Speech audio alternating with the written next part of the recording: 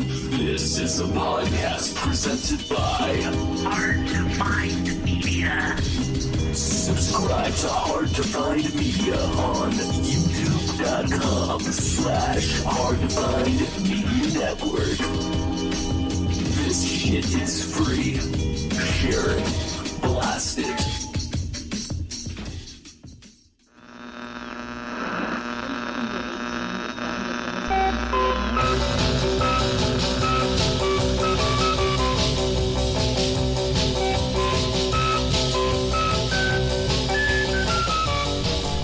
Oh my goodness, we are back. You are listening to KAOP AM 1045. My name is Danny. I'm Sam. And you're listening to Seattle's hottest radio show on the AM band. Each week we pull some people in and we talk about Seattle's DIY scene. Sam, how are you doing? I'm doing great, Danny. It's been a while. It's been a while. You were the first guest host, and then the ratings went down. The ratings shot straight down. Some advertisers pulled their spots. I heard you lost some sponsors. Yeah, Colgate wasn't happy you had a guy missing a tooth. Oof. On that Kickstarter, that GoFundMe never worked out. Didn't work out. Okay. How are you doing, Danny? Not too bad. So, Sam, something really interesting happened at the record store the other day. So it was a busy Sunday. There's people in the store. Mm-hmm. And I'm standing there, and a guy walks in. Now, he looked like if you were going to make a TV movie and you needed an extra, and the extra's title in the script was like Hobo Number 2. Okay. And he comes in, and he has 4 records in his hand, but they are not in sleeves. Nor are they even in white sleeves. Ooh, they're just the records. Just the records. He wanted to bring you just the goods and none of the All killer, no filler. Yeah. Well, so he had these, and then he comes up. He's like, "Do you buy records?" And I'm like, "Yes, we do, but we need the sleeves with them." And he's like, "Well, I mean, you could just, before you sell them, you can just, put them in some sleeves." And I can actually pull up a record. I'm like, well, no, every record has a specific cover that it goes to, and no one's going to buy them without the cover. And I was being really nice. The store is filled with people, and I'm usually nice until people aren't nice. Yeah. And so I say that, and he looks at me for a second. He's like, so basically you're telling me to fuck off. And he starts walking out, and I'm like, sir.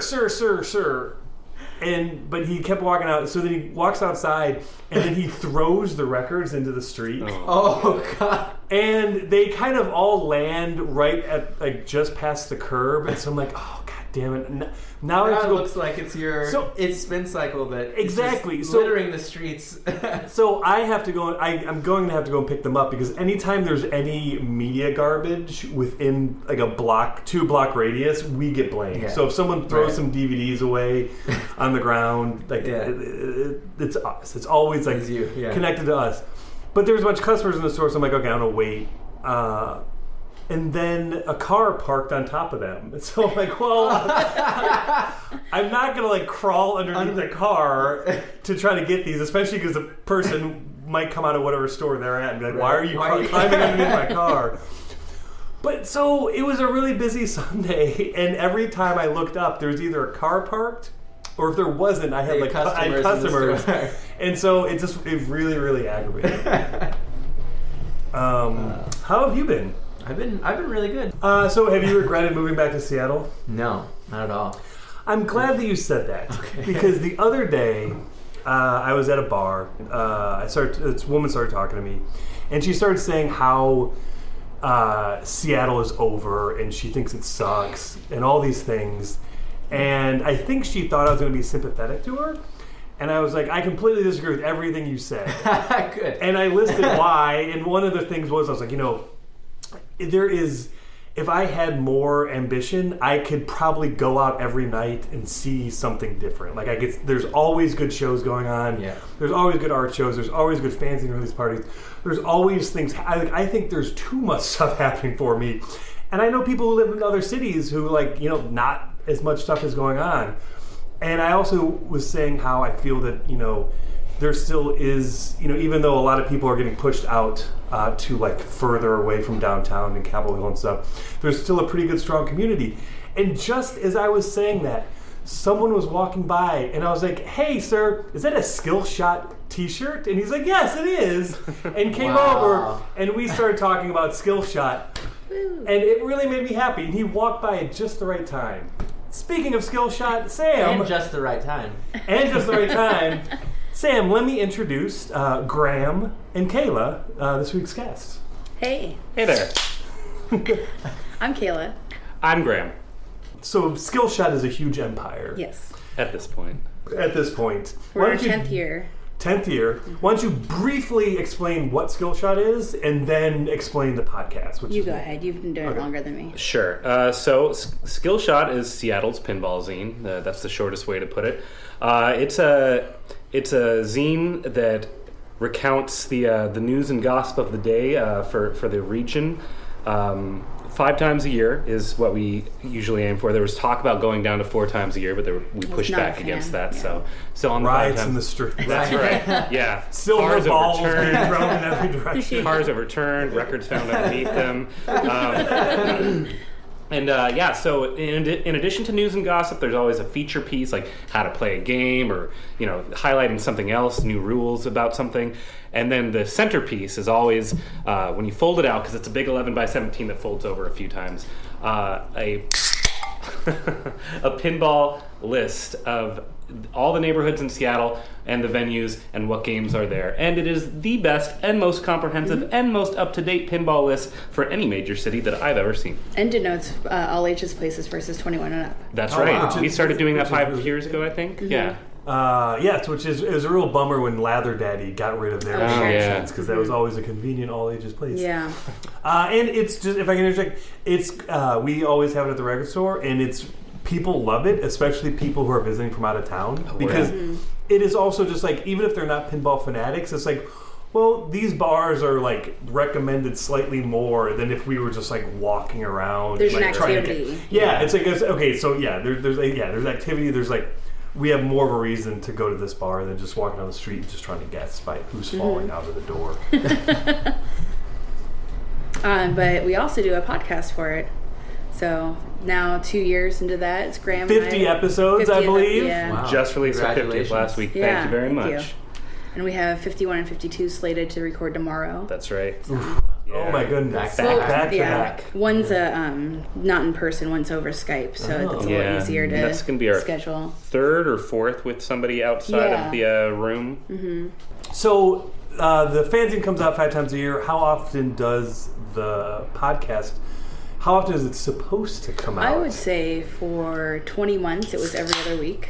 Something like that. Yeah, and we were really on schedule for every other Wednesday. And I had some, crucial life things happen. Graham had some moving that he did, and Life got in the way. yeah, life got in the way, and we just got a little off track. So now it's just kind of at our convenience, and we try to not go more than 3 weeks without putting one out. That's the ideal. I think Yeah. we had about a month in May that we didn't do anything, but Yeah. other than that, we've never gone more than 3 weeks without doing one.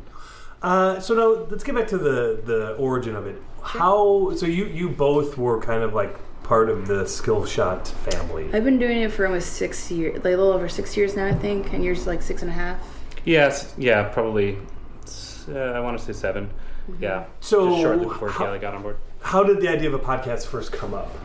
We really just had a Skill Shot meeting where we, I think we do 2 meetings before the issue comes out. One of planning and one of paste up, because it's all done cut and paste by hand with glue sticks and scissors, and some things done digitally more often now. But we just had a meeting together and said, I think Graham floated the idea of a podcast, and I'd been listening to a bunch of them and started getting into listening to more pinball sanctioned ones, and then we just, like, Graham and I instantly were on board, and everyone else was like, you guys go ahead, you have our blessing, but we don't really want to be a part of it. Yeah, and none of the other 4 really wanted to be a dedicated part of it. Said they would support behind the scenes, but both Kayla and I were like, Yeah, we could do this. We could host this. That's no problem. I think that meeting, we, in particular, not only were we trying to plan the next issue, but we were talking about how to stop losing money at Skill Shot. And maybe, possible ideas to expand the brand. Podcast. It should be said that it is completely free. Yes. And that every issue there's a folding party. Yeah. Where you're fed and given libations. Yes. Free cheap beer to anyone who's folding paper. It's also very fun because it's rarely, I think, if you've never been to one before and you didn't even know too many people, rarely is there a situation where you can walk in and sit down at a table and just start talking to the person next to you because you know that they're there for the same reason as you, and so it's not just like if you're sitting alone at a bar and somebody, hey, so how you doing? It's there's you're both there for the same reason, so it's a little bit easier to start talking to people. So it's really fun. Absolutely. But is the money losing? It's not a money game. That's for sure. It's a labor of love. Yeah. And that's how I first got involved in Skillshot too, is that I started going to folding parties. Like, I had known Graham and Brad and Gordon, they were acquaintances of mine just from seeing the zine around. And then I moved to Seattle from Tacoma in 2011, started going to folding parties to meet more people in the pinball scene, and said, this is really fun. I floated an idea for an article to Brad, and he's like, well, if you think it's so great, why don't you just go ahead and write it? So then that article was well received, and they brought me on board shortly after. I wish that I just had audio of Brad saying that, because I can hear it in my head, him saying if you think it's such a good idea, why don't you write it? Yeah. When you're like, okay, we're gonna do this podcast, what do you two talk about? How did planning what it was gonna be? That's the number one question I get. Yeah, me too. How do you talk about something different about pinball? Right. Yeah. Episode after episode. It's well, first of all, if you're asking that question, you clearly aren't involved with and listening in the pinball community, because there's way too much to. Well, no, I guess I meant more like the format. Oh, sure. Yeah, oh, sorry. The two of you just talk about the format. We're not here to attack you, Danny. I'm sorry. Well, that remains to be seen. Well, it's pretty straightforward. Yeah.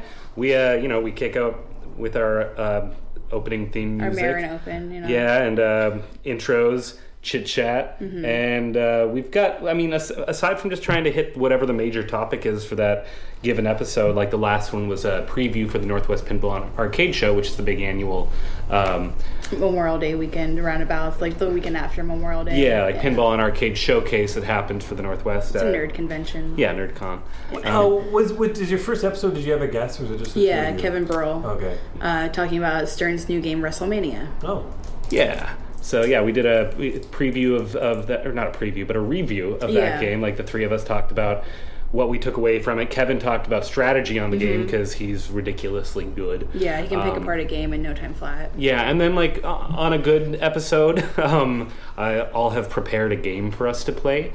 Usually that game is name that tune kind of thing. Yeah, name that pin. So where I play quick audio bits from a game, and Kayla and our guests try to identify. It's so much fun. Have you kept the score? No, because Graham never gets to play, so it's not fair to keep a score. Well, just you getting Kayla versus guest. I think I only missed it once, besides the last time when you did a medley of different games. Oh yeah, I kind of threw a crazy thing at her a couple episodes ago. Yeah, but our episode with Ed Robertson from Bare Naked Ladies, he was just gloating in my face that I couldn't get it by sound 5. Yeah, but usually Kayla is the old pro at the game. Yeah, I'm usually sound 1 or 2. So what was the first time that you, or when did you know that you were really getting into pinball? When I was I started making a list of it in Tacoma too. Once I saw Skillshot, I was oh well, because really I was fed up with my job and I quit my stupid warehouse job at Goodwill, and went traveling by train for 2 months on savings that I had built up. And then when I got back, my roommates and my boyfriend at the time were super into pinball. We already had arcade machines and we already had video games, whatever. But they're yeah, we found pinball in bars. And then we started doing our laundry across the street from Hell's Kitchen, Tacoma, that had 5 games. So every Tuesday night we had a ritual of playing games while our laundry's in the dryer, and then walking home with stumbling back. So But then also just like I go to a lot of local shows by myself, and if I don't have anyone to talk to, pinball is a saving grace. I swear to God, I think it's either the second or third episode of this podcast, so going back years, I was talking about going to a show when they used to do shows at the Narwhal. And I said I love it when they do shows there, because if I show up early, if I go by myself in between bands, instead of like just standing there with a beer being like, how do I not know anyone at this show? Why is everyone like wearing braces? Am I that old? I can just ignore all that shit and go play pinball. Yeah, I've definitely had that at the Kraken several times when like I start playing a game and I'm doing really well, and then the band starts, and then like more important in between the songs, someone's like, "Is someone playing pinball over there?" Like, sorry, but I'm just too good. So speaking of that, what do you think of the games at the Funhouse? Oh, I was just there 2 nights ago, so they're fine. I played Funhouse at the Funhouse. Yeah. It's Shorty's games. They're fine. I wish there was a better selection. There's only the 3. Yeah, they're okay.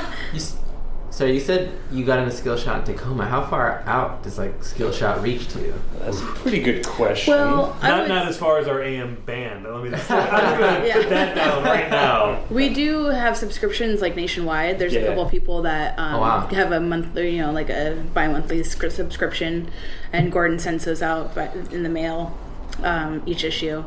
But yeah, I was already just like into pinball, and Gordon and Brad had come to Tacoma for like a pinball field trip, and then I ran into him. I was like, "Hey, you're the Skillshot guys, aren't you?" And then we started a relationship that way. Yeah, and every once in a while, like especially if there's a big event going on in Portland or elsewhere, like we'll have folks bring a bunch of copies. Or like I've taken them to San Francisco or Pittsburgh for. Anytime I go on a trip, I bring Skillshots with me and drop them off at pinball places. I'll do that too. Just like stuff a couple in my bag and leave them in some random town where I found pinball. What's the weirdest place you've seen a Skillshot? Have you seen them in any weird places? Like you're like, how did this get here? I wish I had more stories of that. I bet Brad and Gordon will have great stories like that, but I don't. Okay, here's something that's interesting. I checked out a book from the Seattle Public Library about pinball, and there was a Skillshot sticker as a bookmark. That's pretty awesome. Yeah. That's really awesome. The best thing I've ever found in a library book was the beginning pages to a short story about an alien abduction. Handwritten in pencil, and like on ruler paper, and the date that it was supposed to have had happened was my birthday. Oh no! Was it really? Did you keep That's it? so Tell me you cool. kept it. I kept it. It's good. somewhere in my room. That's amazing. But what sucked was that the story, like, it didn't end. Like, the person stopped writing it, and they obviously had it planned out, because it was about like 4 pages. And have you continued it? Oh you no! need to continue the story. Yeah, and then it's put like it a in David another Tell- library. Yeah, and then put it in a library book. Man, exquisite corpse. Yeah. So what was it like the first time you heard your voice being played back to you on your podcast? I mean, I'm a person of, before voicemails we had answering machines, so I'm used to that. It was fine with me. I had no issues with it. The first time that it my Graham made a really funny face, but do you have a memory of me having a problem? No. I was I like, don't. okay, maybe I'm telling you a bad story. No, it's fine. But there was 2 years ago at the Northwest Pinball Show, someone came. I was playing NBA Fast Break, and these 2 guys were like, "Hey, I recognize your voice. Don't you do a podcast?" And I was like, "Yes," and I have to go. I was so instantly embarrassed. There was a lot of that going on that show. Like I remember being in the elevator at the hotel across the street, and at the end of it, they turned around and was like, "Oh, that's how I know your voice." Yeah. It's like it's the only place in the universe where we're kind of celebrities. Right. Northwest Pinball and Arcade Show. Have you ever thought about doing an autograph table? That would be great. Signing people's devices, their phones. But only by our Zooms, voice. yeah. Like it has to be on the audio. Their MP3 Oh, you leave like a personalized message. Yeah. There we go. Like, hey, this is Graham and Kayla from the Skillshot Pincast, and we'd like to say hello to Jason. Graham, Craig, you did music, so you probably had already heard your voice. Yeah, and I did theater for a lot of years, and Isn't theater live? It is. So But sometimes you find yourself being asked to do other things. Did that are you do one of recorded. those like broadcasts where it's like in movie theaters, like AMC movie theaters? I no. Yeah, it was live across the nation. No, I've had to record a couple things with music, and which is way more nerve-wracking than just hearing myself talk, in my opinion. And also, I've been involved with theater. I did some promo for a play that I was in once on the radio, and then like getting in your car and hearing that played as you're driving away is real weird. And also, I've done some political work, including locally, and a friend of mine who started his own like independent like polling outfit asked me to record questions for him because it's an automated polling thing. And then not to toot my own horn too much, but I'm going to go ahead.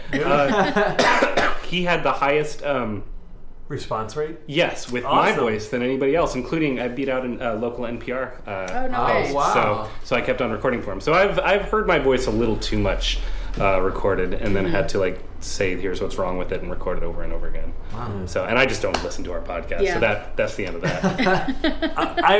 In the early days, I didn't, but then I started editing it. Yeah. And so now it's like, oh god, I hear everything. And we try to edit it as little as possible. Yeah, That's another thing about our you- format. yeah. So I was on your podcast, and I was like really impressed because you two keep it going like very well, and it's like, Danny, really sloppy. I know, it's awful. It wasn't The like station that. managers say that in every performance review. I know, at every performance review.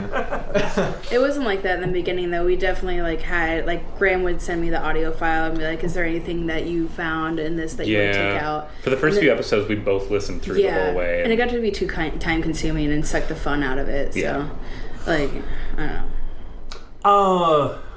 So back to like towards the beginning. So did you both just say like, "Hey, we're gonna do like a straight up podcast"? Like you weren't like gonna like try to do anything wacky or like do anything like wait. Okay, let me ask this the way.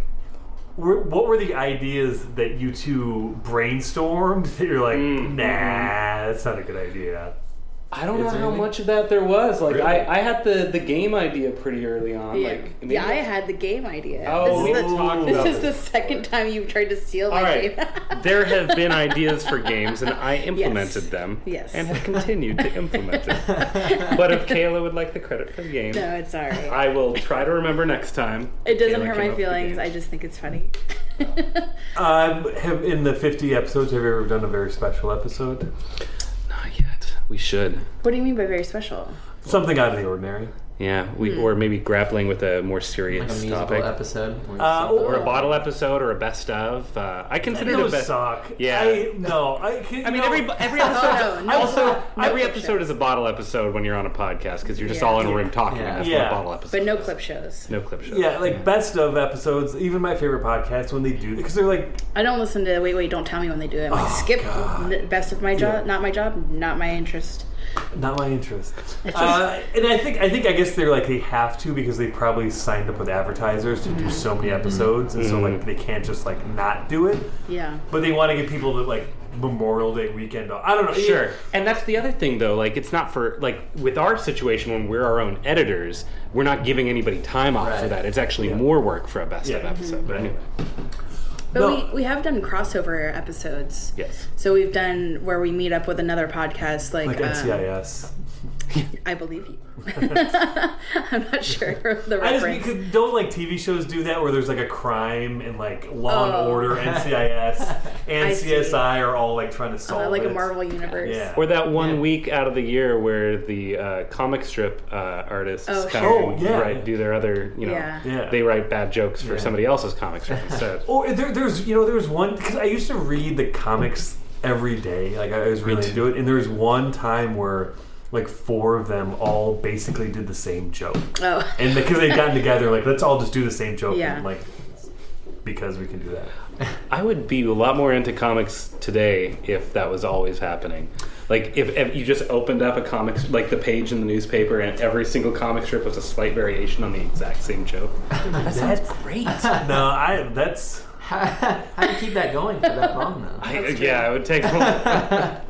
People would get out of that real fast, but But so you've never done like a live episode where you've gone to a tournament and just like.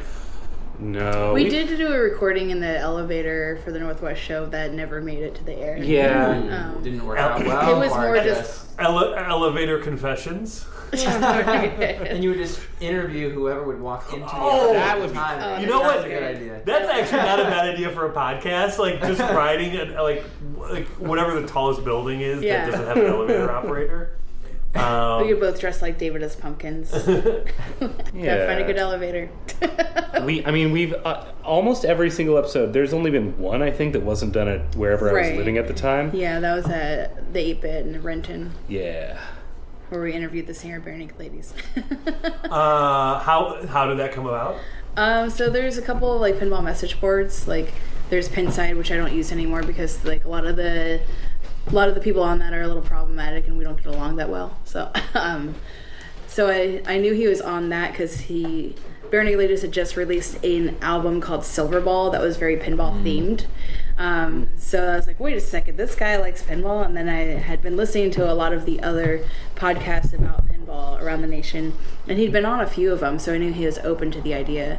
And so then I spent maybe a week just like Yeah. well, I didn't know who he was. His identity is anonymous on the message board. He won't say who he is. But I kept searching, did a little research, and found that there were people on there that alluded to knowing which one he was or having contact with him. So I said, hey, would you mind just shooting this information to him? Like, I see that he's going to be in Seattle in 2 weeks in Merrymore Park. I'd love to have him on the podcast. And then, like, we were at a skill shot meeting. And Yeah, it was a bowling party. It was on a Sunday night. Yeah, it was a paste up, yeah. There's no, I do that all the time. Sorry, it's not a paste up, not a. What's funny is I knew what you meant. Yeah. But then when she corrected you, I was like, wait, he did say that wrong. And Graham was talking about another musician guest that we had on that same time that Graham actually interviewed independently with me, which was great. Yeah. But I was like, shh, hold the phone. Like, I need you to like stop talking about things because we're getting Ed Robertson. And he's like, this is awesome. So Yeah, it was pretty cool. It was serendipitous just having two musicians traveling through town within a few days of each other. So we'll just make it a mega episode. So the other guy is Australian folk singer-songwriter named Darren Hanlon. And he...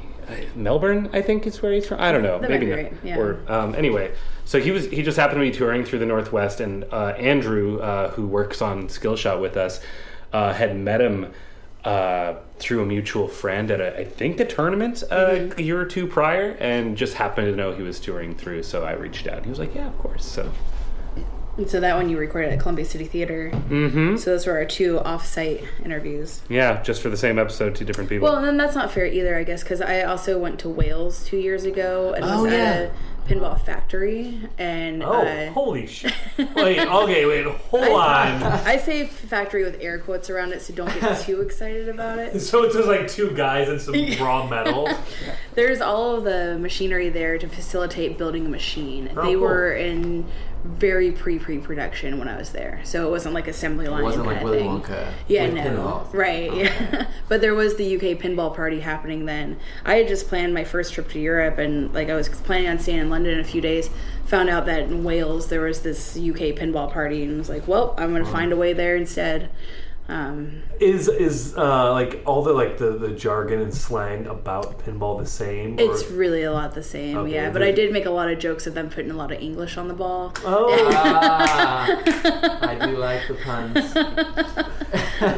They're like, that's pretty good. But yeah, it was fun. And then so I recorded every live tour and speaking engagement that they had there, and then just cherry picked some things to highlight in that trip. So it was just a episode of me trailblazing across Europe and finding pinball here and there and not finding pinball here and there, and then little like snippets of live speaking engagements and like tours for the factory. Speaking of finding pinball and not finding pinball, Graham, what's going on in Detroit? Very little. Yeah, I was in Detroit like 9 days ago. Cool city. It is pretty empty. it's pretty empty, and I did find exactly one pinball game, and I couldn't play it because it couldn't find its own balls. It didn't seem to care. Yeah, that's it. No pinball. No pinball going on. Right? No. Wow. And when I asked people, before my trip, like, hey, you know Detroit, you know pinball, like anywhere for me to go, and everybody recommended places that were out in the suburbs, like metro area at best. So I don't know, it's a cool city, big empty roads, light traffic, easy to bike, no pinball. So what do you think of video game versions of pinball? Like just the virtual pins? Yeah. We did a whole episode on them. They're fine. I mean, they're good. What number episode is that? 23. Sure, yeah, 23. Somewhere around there. Go listen to episode 23, and if it's not that, just keep right going into forward. it. Don't you wish you had like encyclopedic knowledge of your own like? Some of them I do. Oh, okay. Yeah, I don't know. Like, I don't play much virtual pinball. Like, I got there's one company called Pinball Arcade that for 4 years now has been replicating real life pinball machines and putting them out for iPhone, Android, computers, Steam, and PS4, whatever. And it's pretty impressive, and I've played it a little bit. I had it on the physics are weird sometimes, but they're pretty spot on for the most part. It's about as good as you're gonna get, but it just never feels the same. Like, one of the best things about pinball is having it like this actual tactile thing in your hands. But what I'm gonna say this, and I'm gonna bring it up when we record tomorrow too. But I played this game called Lexi Lightspeed. That's it's a company called Multimorphic, and they have this kind of like mousetraps or Excitebike kind of way of doing things where everything's modular and you can just put whatever thing in there that you want to build up like physical parts of the game, but the rest of it, the playfield, is just a digital screen. Well, so it's like you're building your own pinball machine? Yes. Oh. So you can say, I want you make it this really kind of big, ramp. like a mile? Like what? You can, like, does it have like the same, same dimensions? Okay. Yeah. It'd be funny, you know, like a 4 mile long pinball machine. Keep on tacking them together like Legos. Yeah, right. But the playfield itself is a screen that changes as you hit shots, and there's like when the ball would trail in front of you, there was this cloud of smoke that went with it. There's little laser sensors underneath the playfield that would like trail the smoke behind the ball as it shot up into a ramp, and that looks so cool. But yeah. That's pretty rad. I did not play it at the show, but there was always a line. I waited in too many other lines at the show. But that's still different, though, because you actually have physical flippers. Right. It's very interactive. Silver balls, That's what I imagine would be the biggest difference, is not having like the response. I'm sure every single one is different too. Yeah. As opposed to like digitally, everything's the same response. But like when the Wii did that Williams Pinball Collection, your like Wii Mote, right? You could shake it to like nudge the machine, so you had a little bit of physicality to it. Yeah. But I want it to be tactile, and I want it to be something that I can manipulate physically. So, what is the most disappointing pinball machine? Austin Powers. That's a good answer. I don't know if it's exactly my answer, but it's like top 5 worst pinball. It's like a crappy game, and it's like gross to look at. Yeah. That's maybe the worst I mean, part. you have to spin a person, like instead of there being a spinner, it's Vern Troyer that you spin. Oh my god. Yeah. It's funny. I asked Danny the same question, what the worst movie was, just the other day, and he said Austin Powers. Oh, really? No, that's not even close. But which one? Let's specify. All of them. Good point. Yeah. Because you're really going to say the first one's worse than a Gold member. gold member, yeah. Fuck those movies. See? Oh, he's that guy, yeah. No, see, Mike Myers pisses me off the most because of The Cat in the Hat. Sure. Because The Cat in the Hat, the book, is a fun children's book. Classic. I fucking love Dr. Seuss. Yeah, Dr. Dr. Seuss Seuss is like great. invented his own way of communication. Sure. And the best way for that to exist is with like an adult reading to a child. Yeah. And then like The Cat in the Hat, there's like weird sex jokes. Is and, there?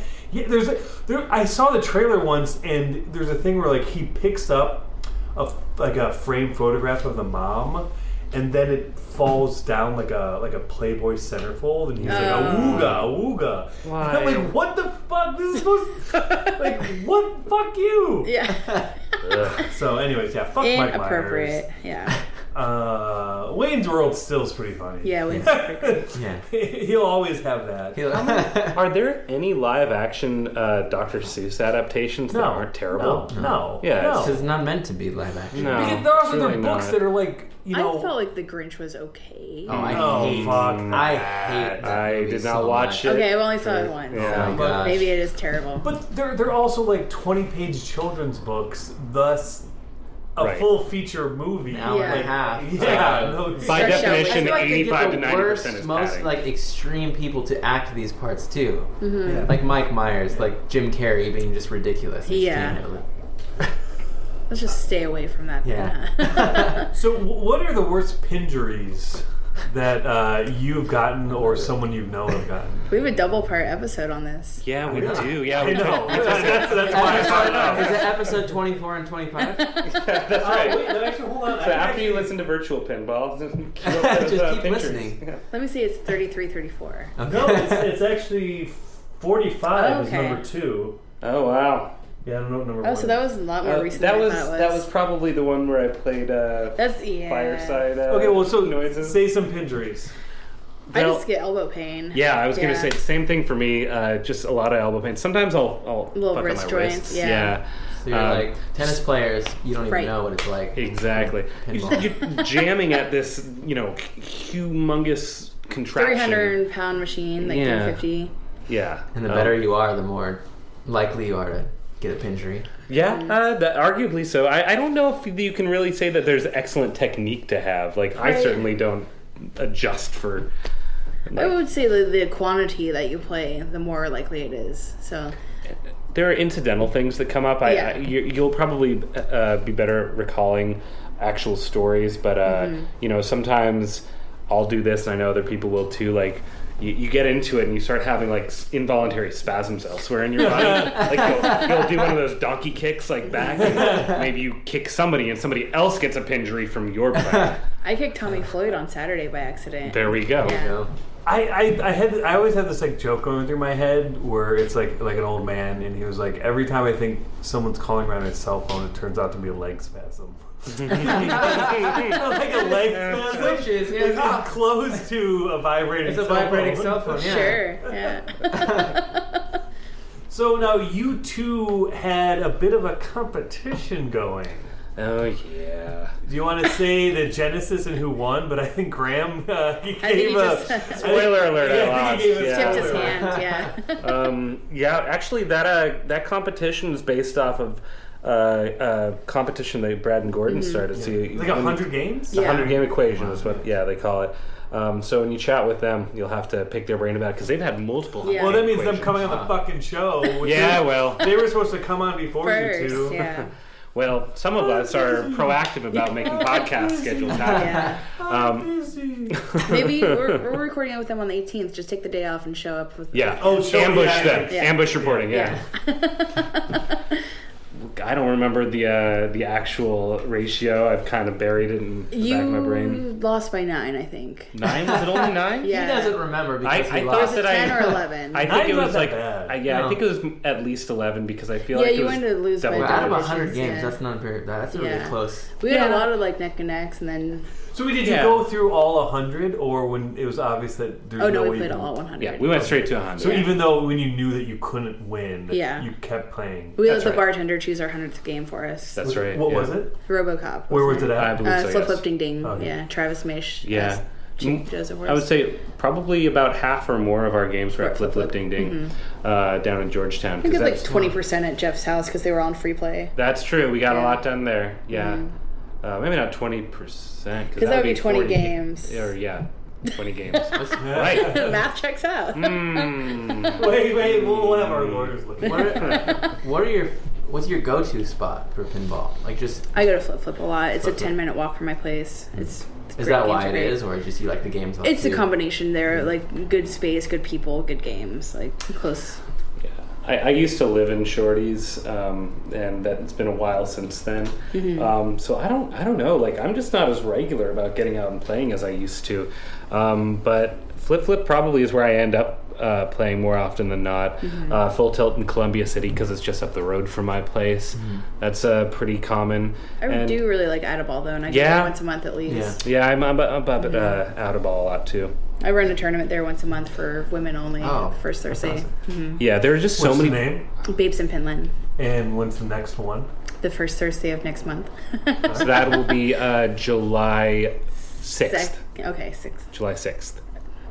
Skillshot podcast. That was the easy decision. Like what to Pincast. name the podcast. Skillshot Pincast. Yeah, the Skillshot Pincast. Okay, that's the easy decision. Sure. How'd you pick your theme song? Well, we didn't have a clear plan, but at that point it was just kind of wide open, and I had okay, so this is where I turned to. I had some sort of compilation, I don't even know where I found it, on my computer called Hot Pinball Rock Well, I believe Volume you probably 2. downloaded it illegally. Oh, yes. Almost certainly. But where? But where? Hot Pinball Rock Volume 2, I want to say. Wait, hold on. It's called Hot Pinball Rock Volume 2. That's right. So there's a Volume 1 out there that is probably better than Volume 2. I don't know, because my take on sequels is they're always better because they know what worked and they just And what make did. it. They just Mm. turned it up again. to 11. They Cut crank the it fat. up. Not bad. Yeah, and so I kind of flipped through some songs on there and stumbled upon this one. I believe it's called Tilt By the Real Pills. by the Real Pills. And we tried to track down the band. We just went ahead and used it for our first episode. It's We're better like, to ask for permission later, or ask for forgiveness. not permission. Yeah. Yeah. Mhm. Yeah, I saw someone in a copyright lawsuit say that to a judge. Yeah, Hey, that didn't no. work. you asked for forgiveness, not permission. Am I right, Judge? The the part that we're in the clear on is that we don't make any money for this. exactly. And so, it was kind of easy to say for our first Yet. episode. Yet.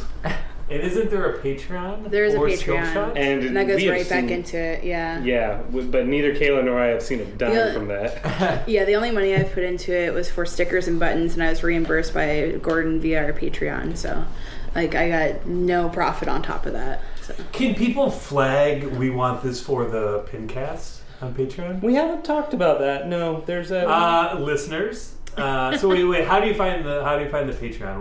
What's the title? patreon.com/ Skillshot Seattle, maybe, or yeah, Skillshot or Skillshot Seattle. Just Search, search. just Yeah, search. 2 words. Skillshot. If you're not already donating to them on Patreon, start donating and say in the comments or that you want it to go straight to the podcast. That's right. You want it to line Kayla and Graham's pockets. Yeah. So we just went ahead for the first episode and said who's going to care. And I just grabbed a snippet, 10-15 seconds that it's great. It's really good. Yeah. It's fun. It's bouncy. I like it. Yeah. Yeah, And I it's get to watch catchy. And what's It's great clearly is, about pinball and what's great is when I was on it, Graham, you started playing it, and The air you kind of drums, dance. yeah. You kind of like dance. And Yeah. I was like, no, it's good because I was like, this is fun. This is gonna be Yeah. fun. it's gotten to the point where it's like tradition. So even Yeah. if I don't feel like it, I just do it anyway. Yeah, because at this point I've seen Graham air drum that fill 100 times. And she would think something is deeply wrong if I didn't. Yeah. So anyway, we had a bit of a hard time tracking down the band because we did want permission if we were just. Graham says we when he means I. I had nothing to do with it. It was all Graham. Well, it's a joint venture, but Yeah. thank you. It seems like you're making a legal loophole Yeah, I for was gonna yourself. say, she wanted it out just in case it does I go really to just court. wanted to give credit where it was due. There's another band called The Pills that was out of Boston, and Not the real pills. No. Not the real pills. That's the Oh, thing. yeah. So I figured out pretty quickly that because they were also just called The Pills on the compilation. So I found these other Oh. pills and listened to them. It's like, this is not the same band. I love the idea of you googling pills. Right? And then the Yeah. pills. Yeah. Mhm. And eventually found them because they started going by the real pills because they ran into the other pills out there. And they were a punk band out of Portland that was defunct for a while. And after a lot of scouring and stalking on Facebook, I found their old drummer, chatted with him. He talked to the bandmate or two, and they were like, yeah, just go for it. Keep using it. So that's good enough for us. But so I was going to ask, let's say Universal Studios buys the rights to the Skillshot Pincast. Who played? Who is going to play each of you in the movie? We talked about this on one episode, didn't we? Oh, probably. What did I say? I always fail at this question. Yeah, I do freeze too. up. I was even like trying to like prep myself for it before I got here. I couldn't do it. So, because this question, like the origin of it was me and friends talking about how annoyed we are when people say, "You know who you look like." Yeah. Sure. So, did you ever get "You know who you look like"?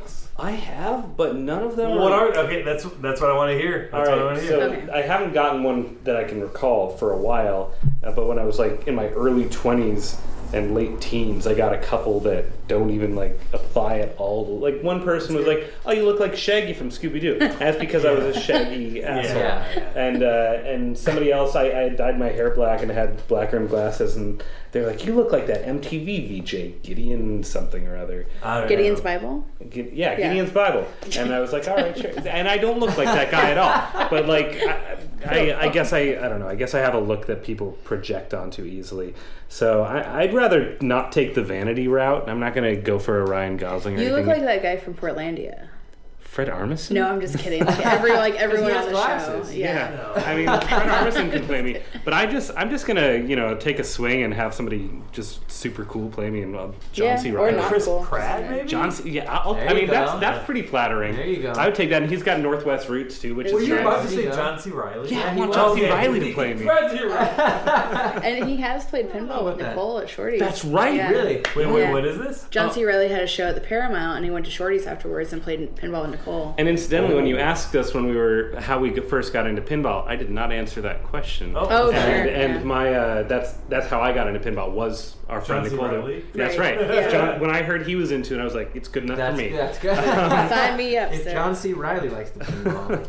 But no, our friend Nicole, she's a college friend of mine, and I moved away from Seattle for a few months, just doing some work around the country, and came back late 2008. Met up with Nicole in Belltown. She took me to Shorty's, and I was like, "Oh, pinball's dumb," and she's like, "Pinball is not dumb, and let me show you." And that night, I was forever changed. That's the fucking beginning of the movie. Yeah, that is. What's really which is funny why too- John C. Reilly should play the part. Yeah. Because it comes from. And what's actually funny is like Graham and I graduated from the same college the same year, but didn't know each other. Mm-hmm. So, Oh. Wait, really? yeah, we both graduated Evergreen in 2006. Oh, So, Wow. yeah.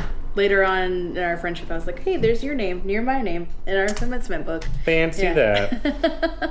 Danny and I worked for the same record store and didn't know each other. Oh, crazy. Well, that's because I actively avoided you. That guy's too cool for me. The person I know who looks like me is when I was living and working in LA, a coworker said, "Have you seen this book Mortified?" which is like a collection of teenage diaries that people either find or submit to, and it's just a hardbound book that's snippets of people's diaries that they say, "Okay, go for it."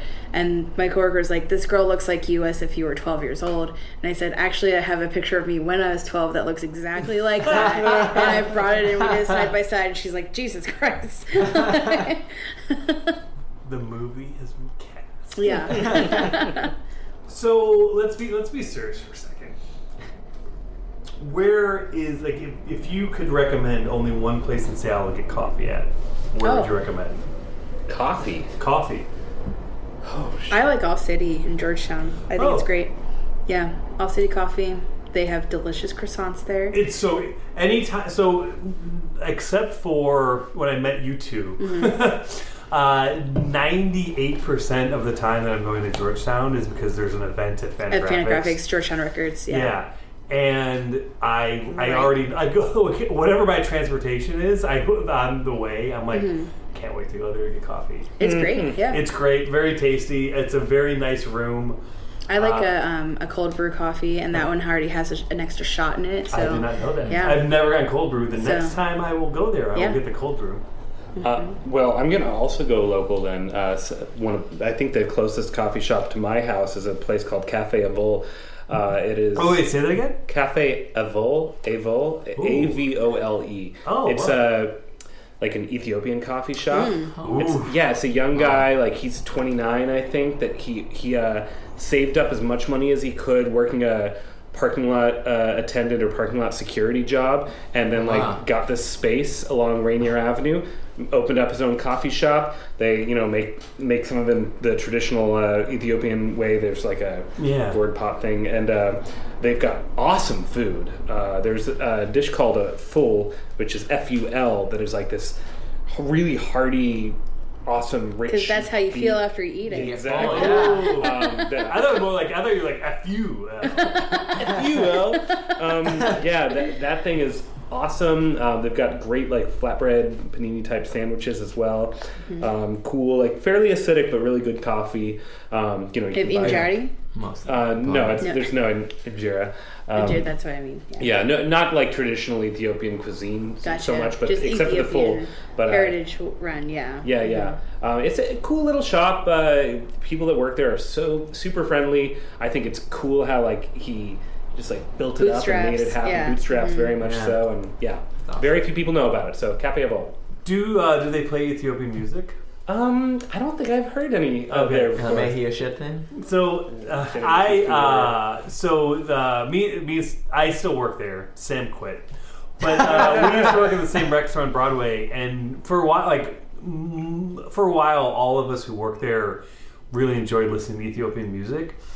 And we have speakers outside the store. And what's funny is that almost, not every time, but seriously, like 80% of the time, anytime I play Ethiopian music, someone with Ethiopian heritage or an immigrant from Ethiopia would walk in the store and be like, "How do you know about this?" Yeah. Or like, "Why are you playing this?" Without fail, yeah. Without Every fail. single time we would play it. It seriously is like almost without They would fail. just walk in. And they're so happy. And once there was a woman who, she was like, "I'm going to call my dad standing underneath the speaker because he won't believe that you're playing this." Aww. But then they get bummed out because they see we're playing records and like they only have like CD. Like, they want to buy it, but like they don't have a record player. And cool. The last time Danny and I DJ'd together, it was funny. We both brought the same compilation, and we were both going to. He played it first, and I was going to play the exact same song. so that's actually So it happens at the Rexer all the time. When I DJ,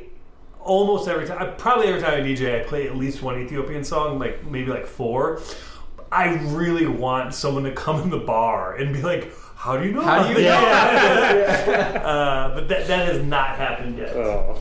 Well, going back to the coffee shop thing. Hey, Sam, where do you like to get coffee? You know, my favorite place. Actually, you know what? I'm looking at the clock and we are out of time. The next show needs the studio. So I want to thank our guests, Graham and Kayla. I want to thank You're Sam welcome. for co-hosting. When is the next big event? We talked about... We're doing a pinball circus. Yeah, actually at the Narwhal, which you mentioned earlier. And, for our 10-year anniversary. Yeah, Kayla, tell them about it for a second. So there's a number of musicians involved in the local pinball scene that have offered up their... Fucking Black Breath. Well, Black Breath, yeah. So good. I have a story about them not showing up to a show in Steamboat Island that was actually really good. But otherwise, seeing them is so worth it. But yeah, it's going to be Mad Hatters, I think, or Sleeping Planet. There's a lot, like Jason Hatch and Hannah Holmberg do a lot of music in the pinball scene. And they'll do shows at Audubon on the patio often. Beverly Crusher, too. Yeah, and so... Wait, so when is this show happening? This is July 10th? Tuesday, July 25th is what I have. I tried. I trust him because he's looking on his phone. He is looking on his phone. If this information is wrong, then... Is that a Google Calendar? Yeah. Oh, very nice. Yeah. So it's July 22nd? July 25th. Tuesday, July 25th. Tuesday, July 25th at Narwhal? At Narwhal. So there will be shows. We'll have some other fun stuff going probably on. Maybe a some tournament. Clowns or something. Maybe clowns. Ronald McFondle will probably make an appearance. Oh, boy. But yeah, this is big. I think that's just it for like our 10-year anniversary party. Yeah. Come celebrate 10 years of Skillshot with us. Mm-hmm. That's fucking awesome. Amazing. Yeah, that's really great. Yeah. Okay, well, that's been another week of Actions on Purpose. So remember, keep one finger on the pause button, one foot in the grave, and fuck you for listening. I'm an old hog hauler. I drove a big truck. I shot the pinball machine, but it caused me bad luck. But all I ever made in a pinball machine, I'd get 4 catty cornered, then I'd miss the 16. I wish they'd outlaw them old pinball machines. Many weeks they have cost me to live on sardines.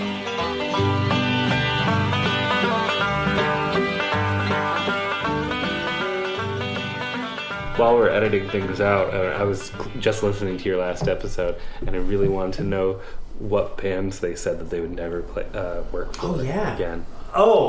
Super fascinated by that. This has been a podcast presented by Hard to Find Media. Subscribe to Hard to Find Media on youtube.com/Hard to Find Media Network. This shit is free. Share it. Blast it. Fuck it.